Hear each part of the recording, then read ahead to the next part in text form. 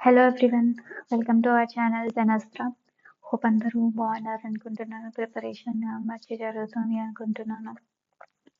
చాలా మంది నన్ను అడుగుతున్నారు, సిస్టర్ ఎలా ప్రిపేర్ అవ్వాలి జిఎస్ అని నోటిఫికేషన్ లైన్లో ఉన్నాయి, భయం వేస్తుంది, జిఎస్ గురించి ఆలోచిస్తే ఎప్పుడు చదవలేదు ఇలా ఇలా అంటున్నారు. అండ్ చాలా మంది కూడా ఎలా అంటే రాంగ్గా తీసుకెళ్తున్నారు. లైక్ ఏంటి అంటే పీవైక్యూస్ చేయండి సరిపోతుంది అని చెప్పి. అవునండి, పీవైక్యూస్ చేస్తే మీకు సిలబస్ ఏంటో అర్థమవుద్ది. కానీ అసలు కాన్సెప్టే తెలియదండి, పీవైక్యూస్ మాత్రమే చదువుకొని మమ్మల్ని అంటే ఏం చేస్తారు? జస్ట్ ఎలా ఉంది అని అంటే ఎగ్జామ్ రాయడానికి పోతే జస్ట్ పైన పైన క్వశ్చన్స్ చూసుకొని పోయినట్టు ఉంటుంది అనమాట.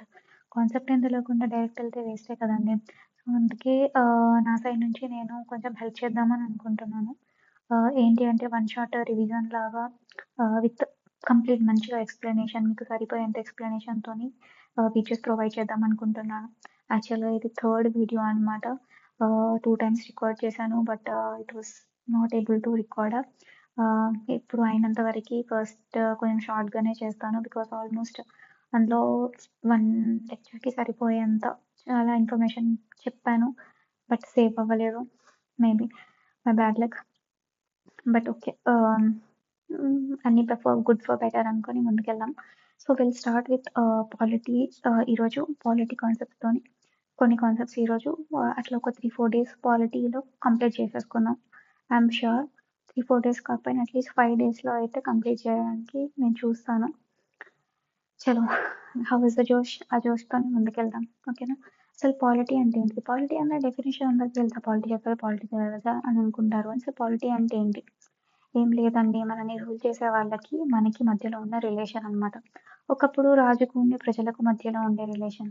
ఒకప్పుడు ఏంటి అంటే మనకి దొరలు ఉండేవాళ్ళు కదా, మొత్తం భూమి వాళ్ళ ఆధీనంలో ఉండేది.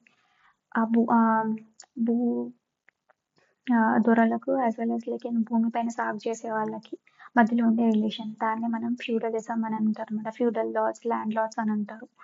అది ఒక మిడివల్ ఏజ్ పీరియడ్ అనమాట. ఇప్పుడు మోడర్న్ కాన్సెప్ట్ ఏంటి అంటే ఇప్పుడు ప్రజెంట్ రూలర్స్ ఎవరైతే ఉన్నారో గవర్నమెంట్ ఇన్ఫార్మ్ అండ్ మన ప్రజలకు మధ్యలో ఉన్న రిలేషన్ ఏమంటామంటే మనం పాలిటీ అంటాం. ఈ పాలిటీలో కొన్ని కాన్సెప్ట్స్ ఉంటాయి, ఇప్పుడు చాలా కన్ఫ్యూజింగ్గా ఉంటాయి. దాని పేరు ఆ కాన్సెప్ట్స్ ఏంటి అంటే నేషన్ అండ్ స్టేట్ కాన్సెప్ట్ అనమాట. నేషన్ ఏంటి అంటే మనకి అది సైకలాజికల్ కాన్సెప్ట్. ఏంటి అని అంటే సైకాలజీ ఇన్ ద సెన్స్ నా దేశం అండ్ ప్యాట్రియాటిజం ఉంటుంది కదా, దేశభక్తి అనే థింగ్ అన్నట్టు, అది నేషన్ అంటే. ఈ మన స్టేట్ అంటే ఏంటిది? స్టేట్ అంటే ఏం లేదండి, ఇక్కడ ఇప్పుడు ఒక స్టేట్ ఈ సంథింగ్ లైక్ ఒక ప్లేస్ ఉంది. ఆ ప్లేస్లో ఏంటి అంటే చుట్టూ బౌండరీ ఉంది, అందులో మొత్తం జనాలు ఉన్నారు. ఆ జనాలను చూసుకోవడానికి ఒక గవర్నమెంట్ ఉంది. ఆ గవర్నమెంట్కి ఏంటి అంటే మనకి ఆ దేశం ఎవరు చెప్పింది ఫాలో అవ్వదు, వాళ్ళు చెప్పింది వాళ్ళే ఫాలో అవుతుంది అనమాట. ఆ కాన్సెప్ట్ పేరు ఏంటి అంటే మనకి సోవర్నిటీ అని అంటున్నాం, ఓకేనా? దెన్ కమింగ్ టు ఏంటి అంటే మనకి nature, state of nature and social contract అంటే ఏం లేదు. ఒకప్పుడు ఎలా ఉండేది అంటే రూల్స్ అండ్ రెగ్యులేషన్స్ ఏవి ఉండేవి కావన్నట్టు. నా ఫ్రీడమ్‌ని నేను కాపాడుకోవడానికి ఎవరినైనా చంపేయడానికైనా నేను సిద్ధం. సో మీరు చంపేయడం వల్ల అతని ఫ్రీడమ్ కూడా పోతుంది కదా! సో ఆ కాన్సెప్ట్ ఏంటి అనంటే మనకి అబ్స్ట్రాక్ట్ అనమాట ఫ్రీడమ్ ఉండడం. అబ్స్ట్రాక్ట్ ఏందంటే నీకు నచ్చినట్టుగా నువ్వు చేసుకొని వదిలేయడం అనేది. బట్ ఇలా కుదరదురా భయ్! నువ్వేంటి అంటే నాకు కాంట్రాక్ట్ ఇవ్వు. ఏంటి అనంటే నీకు రైట్స్ నాకు కొన్ని ఇచ్చేసేయి. సో దట్ ఏంటి అంటే నీ ఫ్రీడమ్‌ని నేను కాపాడతా. కాంప్రమైజ్ అవ్వడం అనమాట. కాంప్రమైజ్ ఎవరిని అంటామంటే మనం కాంట్రాక్ట్ చేసుకోవడం అని అంటున్నాం అనమాట, ఓకేనా? సరే, అంతా మంచిగానే ఉంది. కాన్స్టిట్యూషన్ చదివినా అంటారు. అసలు కాన్స్టిట్యూషన్ ఏంటి అని తెలవంది నువ్వు కాన్స్టిట్యూషన్ ఎట్లా చదువుతావు చెప్పు ఒకసారి? కాన్స్టిట్యూషన్ ఈజ్ సంథింగ్ లైక్ అంటే అదొక బుక్, ఓకేనా? కాన్స్టిట్యూషన్ అనేది ఒక బుక్. ఆ బుక్‌లో ఏముంటాయంటే మొత్తం రూల్స్ ఉంటాయన్నమాట. సో అందుకే ఏమంటామంటే constitution it's a rule of laws or book of laws అంటాం మనం. ఏమంటాం? Book of laws. Fundamental law of land అంటాం. ఫండమెంటల్ లా కాదు, ఇట్స్ అ ఫండమెంటల్ లా అనమాట, ఓకేనా? కాన్స్టిట్యూషన్ ఏమంటామంటే ఇట్స్ ఫండమెంటల్ లా అనమాట, రూల్ బుక్ అని అంటాం షార్ట్‌గా అయితే. మరి కాన్స్టిట్యూషనలిజం అంటే ఏంటిది? ఎప్పుడు వింటాం పేరు అని అంటే కాన్స్టిట్యూషనలిజం ఈజ్ సంథింగ్ లైక్ ఏంటి అంటే ఈ లాస్‌ని మనం ఇంప్లిమెంట్ చేయడమే. ఇంప్లిమెంటేషన్ ఈజ్ సంథింగ్ ఏంటి అని అంటే స్పిరిట్ అంటాం మనం. ఇంప్లిమెంటేషన్ ఈజ్ కాల్డ్ యాజ్ ఏంటి అంటే మనకి కాన్స్టిట్యూషనలిజం అని అర్థం, ఓకేనా? ఓకే, చలో. రూల్ ఆఫ్ లా అంటే ఏంటి? Rule of law is something ఏంటి అని అంటే no one is above the law. ప్రతి ఒక్కరు ఏంటంటే లాకి ఈక్వల్ అని. ఎగ్జాంపుల్ చూద్దాం. ఈక్విటీ అండ్ ఈక్వాలిటీ కాన్సెప్ట్ నేర్చుకుందాం మనం. అసలేంటి ఈక్వాలిటీ అండ్ ఈక్విటీ అని అంటే సపోజ్ ఒక గోడ ఉంది. పక్కన మనకి మ్యాచ్ జరుగుతాంది. ఆ మ్యాచ్‌ని చూడడానికి ముగ్గురు పర్సన్స్ ఇక్కడ నెట్టుకున్నారు. ఒకరు గోడ కన్నా ఎత్తుంటారు. ఒకరు కొంచెం నెక్కితే కనబడుతుంది. ఇంకొకరైతే ఇక్కడున్నారనమాట. వీళ్ళు ముగ్గురు మ్యాచ్ చూడడం కోసం ఏందంటే గవర్నమెంట్ ఏం చేసింది, ఇతనికి ఒక డబ్బా, ఇతనికి ఒక డబ్బా, ఇతనికి ఒక స్టూల్ ఇచ్చిందనమాట. ఎక్కి చూడంట బాబు అని. అసలు నాకు అవసరమా?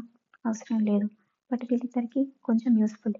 ఇతనికి ఆ ఒక్కటిచ్చినా కూడా వేస్టే అనమాట. సో, అందుకే ఇతనికిచ్చే డబ్బా కూడా ఇతనికి ఇచ్చేసినామనుకో, సో దట్ వీడు నిక్ అయినా చూస్తాడు ఆర్ ఎల్స్ లైక్ చూస్తాడు. బెటర్‌గా చూస్తాడనమాట. సో, ఈ కాన్సెప్ట్ ఏంటి అనంటే, నీ దగ్గర ఉన్న వాళ్ళకి ఇవ్వకుండా, లేని వాళ్ళకి ఏంటి అంటే ఇంకా బెటర్‌గా వాళ్ళు బెటర్ అవ్వడానికి చేసే కాన్సెప్ట్ పేరే ఈక్విటీ కాన్సెప్ట్ అనమాట. ఈక్వాలిటీ అంటే ఏంటిదంటే, నీకున్నా లేకపోయినా నేను అందరికీ చేస్తా అనేది ఈక్వాలిటీ అన్నట్టు. ఓకేనా? ఐ హోప్ అందరికీ అర్థమైందనుకుంటున్నాను. ఆ తర్వాత రైట్స్, నీ హక్కులేంటి నువ్వు తెలుసుకోవడం. ఓకేనా? ఎవరి దగ్గర నుంచి తెలుసుకొని తీసుకుంటావు అంటే గవర్నమెంట్ దగ్గర నుంచి తెలుసుకుంటూ this is a big chapter and it's very, very important chapter అన్నట్టు. అండ్ లిబర్టీ అనే కాన్సెప్ట్. లిబర్టీ అనేది ఏంటంటే ఫ్రీడమ్. నాకు నచ్చినట్టు చేస్తా. ఫ్రీడమ్ 2 థింగ్స్ ఉంటది. ఒకటి పాజిటివ్ ఉంటది, నెగెటివ్ ఉంటది. నీకు నచ్చినట్టుగా నువ్వు చేసుకొని వేరే వాళ్ళ ఫ్రీడమ్ కర్టైల్ చేయడం తప్పు కదా! అండ్ ఇంకో కాన్సెప్ట్ ఆఫ్ ద ఫ్రీడమ్ ఏంటి అని అంటే లిబర్టీ అంటే ఏంటంటే లిబర్టీ ఈస్ నాట్ ఓన్లీ ఏంటి అంటే నీ పైన రెస్ట్రిక్షన్ లేకుండా చేయడమే కాకుండా ఇట్స్ అది నెగెటివ్ కాన్సెప్ట్. పాజిటివ్ కాన్సెప్ట్ ఏంటి అనంటే నిన్ను డెవలప్ చేసుకునేలాగా చేసుకోవడమే స్కిల్స్‌తోని అండ్ కొత్త క్రియేటివ్ థాట్స్‌తోని చేసుకోవడం కూడా లిబర్టీయే అన్నట్టు. అబ్సెన్స్ ఈక్వాలిటీ ఆల్రెడీ చూసినాం మనం. అండ్ దెన్ డ్యూటీస్ అనమాట. నీకు రైట్స్ వస్తున్నాయి. మరి నువ్వు దేశానికి ఏం చేసినావు? ఏం ఉద్ధరించినావు? అని చెప్పేదే డ్యూటీస్ అనమాట. దెన్ సమ్ ఐడియాలజీస్ ఉన్నాయి. లిబరలిజం అంటే ఏంటి? లిబరలిజం ఈజ్ సంథింగ్ ఏంటి అంటే స్టిల్ గవర్నమెంట్ ఉంది కదా! గవర్నమెంట్ రూల్ అనేది చాలా లిమిటెడ్‌గా ఉంటది. ఎప్పుడు అవసరమైతే అప్పుడు వచ్చి ఇట్లా పోతా ఉంటదన్నట్టు. సోషలిజం అంటే ఏంటంటే మనకి గవర్నమెంటే రూల్ చేస్తది కదా! మొత్తం ఏందంటే ఇక్కడ ఈక్వాలిటీ ఆఫ్ ద ఔట్‌కమ్ తీసుకొద్దాం అనుకుంటది. Welfare method వాడమనమాట. ఎందుకంటే గవర్నమెంట్ రూల్ చేస్తుంది కాబట్టి ద ఫోకస్ ఈజ్ ఆన్ ఏంటి అని మనకి వెల్‌ఫేర్ పైన ఉంటది. దెన్ గాంధీజం అంటే ఏంటిది? గాంధీజం అంటే గాంధీ ఎప్పుడు ఏం చెప్తాడు అనంటే ప్రజలు రామరాజ్యం కావాలి అని చెప్తారనమాట. వాళ్ళని వాళ్ళు రూల్ చేసుకోగలుగుతారు అని చెప్పేది. ఇంకోటేంటి అంటే మనకి మార్క్సిజం ఉంటది. మార్క్సిజం కూడా ఏంటి అంటే మనకి రామరాజ్యమే. కాకపోతే ఏంటి అంటే మార్క్సిజంలో వయలెన్స్ ఉంటది. కానీ ఇందులో వయలెన్స్ ఉండదు. అదే ఇద్దరి మధ్యలో డిఫరెన్స్. డెమోక్రసీ అంటే ఏంటిది? By the people, for the people, for the people అనమాట. పీపులే ఎలక్ట్ చేసుకుంటారు. లేదు అనంటే డైరెక్ట్ గానీ, ఇండైరెక్ట్ ఇలా ఇండైరెక్ట్ డెమోక్రసీ ఉంటదనమాట. ఇండైరెక్ట్ అంటే ఏంటిదంటే మన ప్రజలు రూల్ చేయకుండా. డైరెక్ట్ డెమోక్రసీ అనుకో ప్రజలు డైరెక్ట్ రూల్ చేస్తారు. వేరేస్ ఇండైరెక్ట్ అనుకో ఇటు ప్రెసిడెంట్ గానీ, పీఎం గానీ రూల్ చేస్తా ఉంటారనమాట. This is concept of political theory and constitutionalism. Now making of the constitution. మరి సరే ఇన్ని రూల్స్ ఉన్నాయి గదా! అన్ని రూల్స్ ఎట్లా మేక్ చేషిర్రు? ఒక్కరితోని సాధ్యమైందా? ఒక్క రోజులో మనకి సాధ్యమైందా అని అనుకుంటే నో, నో, నో. కాన్స్టిట్యూషన్ అనేది పెద్ద థింగ్ అనమాట. అది చేయడానికి మనకి 2 ఇయర్స్, 11 మంత్స్ అంటే 18 డేస్ పట్టింది. ఓకేనా? అయితే ఇదంతా ఎలా చేశారు అనంటే ఒక కాన్స్టిట్యూషన్ అసెంబ్లీని ఎస్టాబ్లిష్ చేశారనమాట. 1946 constitution assembly cabinet mission plan ద్వారా ఎస్టాబ్లిష్ అయింది 1946లో. ఓకేనా? అయితే దానికి సంబంధించి ఏంటి అంటే అది డ్యూయల్ రోల్ ఉంటది. దాని రోల్ ఏంటిది? కాన్స్టిట్యూషన్ అసెంబ్లీకి 2 రోల్స్ ఉంటాయి. ఆ రోల్స్ ఏంటి అంటే కాన్స్టిట్యూషన్ మేకింగ్ ఒకటి, ప్రొవిన్షియల్ పార్లమెంట్ ఒకటి. కాన్స్టిట్యూషన్ చేస్తున్నప్పుడు దాని హెడ్ ఎవరు ఉండేవాళ్ళు అనంటే రాజేంద్ర ప్రసాద్ ఉండేవాళ్ళు. లేదు పార్లమెంట్‌లో లాగా రూల్స్ డిస్కస్ చేసుకొని మేక్ చేసుకుందాం అని అనుకున్నప్పుడు జీవీ మావలంకర్ ఉండేవాళ్ళు అనమాట. అయితే కాంపోజిషన్ ఏంటి? ఈ కాన్స్టిట్యూషన్ అసెంబ్లీ కాంపోజిషన్ ఏంటి అంటే ప్రొవిన్సెస్ ఉండేటివి. మనకి అప్పట్లో మద్రాస్ ప్రొవిన్స్ ఉండేది అట్లాంటిది. 292 ప్రొవిన్సెస్ ఉన్నవన్నమాట. ప్రిన్స్లీ స్టేట్స్ ఏవైతే ఉన్నాయో అంటే 93 ప్రిన్స్లీ స్టేట్స్ ఉండేవి. ఓకేనా? అందులో చీఫ్ కమిషనర్ ప్రొవిన్సెస్ ఎన్ని అనంటే 4 చీఫ్ కమిషనర్ ప్రొవిన్సెస్ ఉండేవి అన్నమాట. ఇందులో లైక్ ఏంటి ఆ ఎలక్షన్ ఆఫ్ కాన్స్టిట్యూషనల్ మెంబర్స్ ఎలా ఉండేది అనంటే కొంతమందేమో నామినేటెడ్‌గా ఉండేవాళ్ళు. కొంతమంది ఎలక్టెడ్‌గా ఉండేవాళ్ళనమాట. కంప్లీట్‌లీ నామినేటెడ్ కాదు. ఆహ్, సో, ఇక్కడ ఏంటి అంటే nominated as well as like ఏంటంటే elected, partially elected, partially nominated అని అర్థం.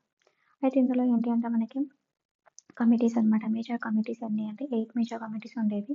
అందులో drafting committee, union powers committee చూద్దాం. డ్రాఫ్టింగ్ కమిటీ ఎవరు? అంబేద్కర్ ఉండేవాళ్ళు. యూనియన్ పవర్స్ జనరల్‌గా యూనియన్ అంటే ఏంటిది? ఎవరి చేతిలో ఉంటది? పీఎం చేతిలో ఉంటది. సో, అందుకే యూనియన్ పవర్స్ అక్కడనే.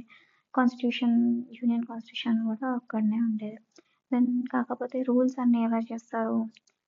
ప్రెసిడెంట్ చేస్తారు కదా! సో, అది స్టీరింగ్ తిప్పేది ఎవరు? ప్రెసిడెంటే తిప్పుతారు కాబట్టి ఇవి 2. మనకి ప్రెసిడెంట్ అనమాట. స్టేట్స్ కూడా ఎవరి చేతిలో ఉండేది అంటే నెహ్రూ చేతిలో ఉండేది. కానీ ప్రొవిన్సెస్ ఎవరి చేతిలో ఉండేది అంటే మాత్రం పటేల్ అనమాట. పటేల్ ఉండేది. సర్దార్ వల్లభాయ్ పటేల్ అనమాట. ఎందుకు అంటే గుర్తుపెట్టుకోండి మన హైదరాబాద్ ప్రొవిన్స్ కానీ మిగతా వాటన్నిటిని కూడా కలిపింది ఎవరు? అన్నిటిని ఒక స్టేట్‌గా మన ఇండియాలాగా మార్చింది ఎవరు? సర్దార్ వల్లభాయ్ పటేల్. అందుకే అతని బర్త్‌డేని యూనిటీ డేగా కూడా మనకి ఏకతా దివస్, యూనిటీ డేగా సెలబ్రేట్ చేసుకుంటాం అనమాట. Advisory on fundamental rights and minorities కూడా. ఇది దీనికి సంబంధించి కాదు యాక్చువల్‌గా. దాని మైనర్ కమిటీస్ ఉంటాయి. మైనర్ కమిటీస్ అంత ఇంపార్టెంట్ కాదు. జనరల్‌గా అయితే అడగరు. ఓకేనా. దెన్ కమింగ్ టు ఏంటి అంటే సాలియెంట్ ఫీచర్స్ అనమాట. చాలా ఇంపార్టెంట్ ఎందుకు అనంటే we know that what is our constitution అనేది దీని నుంచి ఒక అర్థమైతాదనమాట. Our constitution is the lengthiest constitution అనుకో. లెంతియెస్ట్ మళ్ళీ రిటన్ కాన్స్టిట్యూషన్. ఇది మనం ఏంటిది ఒకసారి పోయి చూడండి. యూఎస్‌ది ఎంత చిన్నదిగా ఉంటదో. ఓకేనా. ఎర్లియర్ దేర్ వాస్ 395 ఆర్టికల్స్ అనమాట. ఇప్పుడు మోర్ దాన్ 435 ఆర్టికల్స్ ప్లస్ ఉంది. దెన్ 8 షెడ్యూల్స్ ఉండేవి. ఇప్పుడు 12 షెడ్యూల్స్. అప్పుడు 22 పార్ట్స్ ఉండేటివన్నమాట. ఇప్పుడు 25 పార్ట్స్. దెన్ మనం ఆల్మోస్ట్ ఏంటి అంటే డిఫరెంట్ ఒక 60+ సోర్సెస్ నుంచి తీసుకున్నాం. అంటే US, UK, Ireland and Canada అంటూ డిఫరెంట్‌గా రిజిడిటీ అండ్ ఫ్లెక్సిబిలిటీ. అంటే ఏంటిది కాన్స్టిట్యూషన్‌ని మనం రిజిడ్‌గా అంటే సెంటర్ ఉంది. సెంటర్ ఎప్పుడు పడితే అప్పుడు చేంజ్ చేసుకోవచ్చనమాట. అంటే మనకి కొత్తగా మార్పు తీసుకురావాలంటే చేంజ్ చేయొచ్చు కదా! 168 కాన్స్టిట్యూషనల్ అమెండ్మెంట్ బిల్ ఉంది. అమెండ్మెంట్ యాక్ట్ అనమాట. That is Nari Shakti Adhiniyam. Right. Okay. Women representation కోసం. ఈజీగా ఒకవేళ సింపుల్ మెజారిటీ పాస్ చేస్తే పాస్ అయిపోతది. కమింగ్ టు ఏంటి అంటే అదే ప్రెసిడెంట్‌కి సంబంధించింది ఏమైనా రిలేషన్ ఉందనుకో, స్టేటు పాస్ చేయాలి, సెంటర్ పాస్ చేయాలి. అంటే ఏంటిది కొంచెం డిఫికల్టీనెస్ ఇంక్రీజ్ చేయడం అనమాట. ఓకేనా. That is called as rigidity అన్నమాట. స్పెషల్ మెజారిటీ కావాలి. Federal system with unitary bias. Federal system అంటే ఏంటిది? అసలు ఫెడరల్ సిస్టమ్ అంటే 3 టైప్స్ ఆఫ్ ద గవర్నమెంట్ అనమాట. ఏంటిది? గ్రామ పంచాయతీ లెవెల్‌లో మనకి గ్రామ సభ, సర్పంచ్ అదంతా ఒక లెవెల్ అనమాట. సెకండ్ లెవెల్ ఏంటంటే సీఎం అనమాట స్టేట్ లెవెల్. థర్డ్ లెవెల్ ఏంటంటే మనకి పీఎం. సో, ఇదంతా ఓకే మంచిగుంది. మరి యూనిటరీ బయాస్ అంటే ఏంటిది? ఇది లేకపోవడం. అంటే ఏంటిది? ఇప్పుడు ఎమర్జెన్సీ ఇంపోజ్ చేశారు. ఎమర్జెన్సీ ఇంపోజ్ చేసినప్పుడు స్టేట్‌వి నడుస్తాయా పవర్స్? నడవవు. అంటే మొత్తం కలిపి సెంటరే చూసుకుంటది. ఇన్ ద సెన్స్ దట్ ఏంటి అంటే మనకి పవర్స్ మిగతా వాటికి ఉన్నా గానీ కొన్ని టైమ్స్‌లో అత్యవసరమైన మనకి టైమ్స్‌లో ఏంటి అంటే అన్ని పవర్స్ అన్నీ యూనియన్‌కి వెళ్ళిపోతాయి అని చెప్తున్నాననమాట. Synthesis of parliament sovereignty as well as like judicial supremacy అంటే ఏంటంటే మన దగ్గర పార్లమెంట్ పెద్దది కాదు. యాస్ వెల్ యాస్ జ్యుడిషియరీ పెద్దది కాదు. జ్యుడిషియరీ పెద్దదెక్కడ యూఎస్‌లో, పార్లమెంట్ పెద్దదెక్కడ యూకేలో. బట్ మన దగ్గర మాత్రం ఏంటంటే కాన్స్టిట్యూషన్ టాప్ అన్నట్టు. Then fundamental rights, these are mentioned in the part 3 of the constitution between like article 12 నుంచి 35 దాకా. This is very important topic అనుకున్నాం కదా. యా మన రైట్స్ డైరెక్టివ్ ప్రిన్సిపల్స్ అంటే these are used in the governance. అంటే ఎలా rule చేయాలి అనే గవర్నెన్స్‌లో మనం రిలీజ్ చేసి ఉంటుంది. ఫండమెంటల్ డ్యూటీస్ నువ్వేం ఇవ్వాలి దేశానికి అనేది పార్ట్ 4 ఏలో ఉంది. DPSPs are nothing but in the part 4. Then secular state అనమాట. పాజిటివ్ స్టేట్ అంటే ఏంటిది? అందరినీ ఈక్వల్‌గా చూస్తది. No bias for one religion అనమాట. అడల్ట్ ఫ్రాంచైజ్ అందరూ 18+ దాటిన వాళ్ళందరూ ఓట్ చేయాల్సిందే. సింగిల్ సిటిజన్‌షిప్ అనమాట. మనకి స్టేట్‌కి ఒక సిటిజన్‌షిప్, కంట్రీకి ఒక సిటిజన్‌షిప్ ఉంటది యూఎస్ లాగా. Only one citizenship. అండ్ వేరే కంట్రీకి, మన కంట్రీకి ఉండదు అనమాట. ఓన్లీ ఉంటే మన కంట్రీలోనే ఉండాలి. ఇండిపెండెంట్ జ్యుడిషియరీ ఏంటిది? అంటే స్టేట్ లెవెల్‌లో హై కోర్ట్స్ అనమాట. మనకి సెంట్రల్ లెవెల్‌లో ఏంటి అంటే మిగతా సుప్రీం కోర్ట్ లాంటివి అన్నట్టు. ఓకేనా. These are that. తర్వాత ఏంటి అంటే మనకి ఇండిపెండెంట్ జ్యుడిషియరీ కదా. ఇండిపెండెంట్ అంటే ఏంటిది? ఒక్కరే కదా పైనుండేది ఇండిపెండెంట్. అదే ఇందాక చెప్పాను కదా. స్టేట్ లెవెల్, నీకు లెవెల్ 3 టైర్ గవర్నమెంట్ నీకు ఆల్రెడీ చెప్పాను కదా. Panchayat, state as well as like ఏంటి అంటే సెంట్రల్ లెవెల్ అని చెప్పేసి. కాన్స్టిట్యూషనల్ స్టేటస్ ఏంటి అని అంటే మనకి కోఆపరేటివ్స్ లైక్ ఏంటంటే అమల్ కోఆపరేటివ్స్ గుర్తుందా? పీపుల్ విల్ పూర్ దేమ్ అనేది దే ఆర్ ద ఓనర్స్ అనమాట. అండ్ అందరికీ ఈక్వల్ షేర్ ఉంటది ఇందులో అని చెప్పేసి. రైట్. సో, ఇందులో వాటికి మనకి కాన్స్టిట్యూషనల్ స్టేటస్ వచ్చింది అంటున్నాం. రేపు మనం మిగతా టాపిక్ డిస్కస్ చేసుకుందాం. అంటే ఇట్స్ ఆల్రెడీ లైక్ 3 అయిపోతుంది. ఇప్పటికే ఓ 3, 4 టైమ్స్ నేను రికార్డ్ చేశాను. ఏదో ఒక ఇష్యూ అవుతానే ఉంది. But will hope for the best అండి. బట్ ఏదో see you all in the next video. ఈ వీడియోని కొంచెం లైక్, షేర్ అండ్ సబ్స్క్రైబ్ చేయండి. సో దట్ ఏంటి అంటే నాకు పుష్ వస్తది. ఇప్పుడు ఇంత కష్టపడి చేస్తున్నా మీ దగ్గర నుంచి రీచ్ రావట్లేదు అని అంటే ఐ కుడెంట్ డూ ఎనీథింగ్ కదా. So please like, share and subscribe.